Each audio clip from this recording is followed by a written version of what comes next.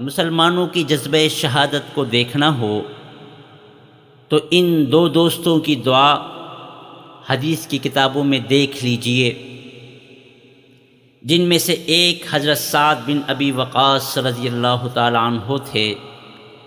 اور دوسرے عبداللہ بن جہش رضی اللہ تعالی عنہ۔ جنگ شروع ہونے سے پہلے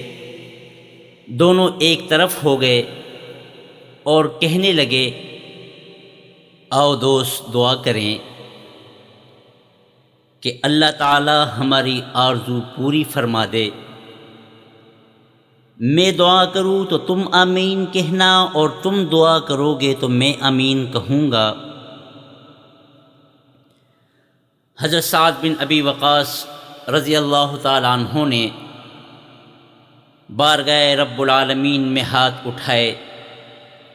اور آنسوؤں کی برسات میں عرض کیا، اے بار الہ، جب میدان کارزار گرم ہو تو میرا مقابلہ کسی ایسے کافر سے ہو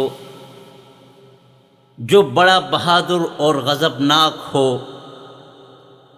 میں دیر تک اس سے لڑتا رہوں یہاں تک کہ میں اس پر غالب آ جاؤں اور اسے قتل کر دوں۔ حضرت عبداللہ رضی اللہ تعالی عنہ نے کہا آمین۔ اب حضرت عبداللہ بن جہش رضی اللہ تعالیٰ عنہ کی باری تھی۔ انہوں نے ہاتھ اٹھائے اور بڑے خشوع و خضوع سے عرض کیا، اے زندگی اور موت کے مالک، میرا بھی مقابلہ کسی غضبناک اور زور آور مشرک سے ہو، میں بہت دیر تک لڑتا رہوں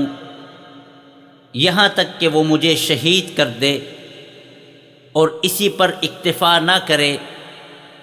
بلکہ میری لاش کا مسئلہ کرے، اپنا غصہ اتارے،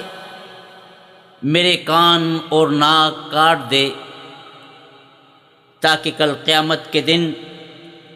جب میں تیرے روبرو پیش ہوں تو مجھ سے پوچھے کہ اے میرے بندے، تیرا یہ حال کیوں کر ہوا؟ تو میں عرض کروں کہ میرے جسم و جاں کے مالک، میری ناک اور کان تیرے راستے میں کاٹے گئے، میرے ہونٹ پھاڑے گئے، تیرے لیے میری آنکھیں نکالی گئیں، تیرے لیے میرا پیٹ چاک کیا گیا، تیرے لیے میری گردن کاٹی گئی، تیرے لیے، مگر حق یہ ہے کہ میں پھر بھی تیرا حق ادا نہ کر سکا، اور میں چاہتا ہوں اللہ تعالیٰ میری بات سن کر کہہ دے، میرے بندے تو واقعی سچ کہتا ہے۔ حضرت سعد بن ابی وقاص رضی اللہ تعالیٰ عنہ کہتے ہیں کہ جنگ ختم ہوئی تو میں نے دیکھا کہ میرے دوست کی دعا قبول ہو چکی تھی، اس کی مسلح شدہ لاش ہمارے سامنے تھی،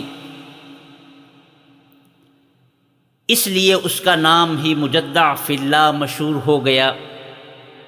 یعنی ایسا شخص جس کے کان اور ناک اللہ کی راہ میں کاٹے گئے۔ یہ جذبات صرف حضرت سعد بن ابی وقاص اور عبداللہ بن جہش رضی اللہ عنہما کے نہ تھے، بلکہ یہاں تو جو بھی تھا وہ شہادت کا متوالا تھا اور ایمانی جذبات سے سرشار تھا۔ وہ موت سے خوف زدہ نہیں، موت سے آنکھیں لڑانے والے تھے، باتوں کے کھلاڑی نہیں، عمل کے بادشاہ تھے، جانیں ہتھیلیوں پر لیے پھرتے تھے۔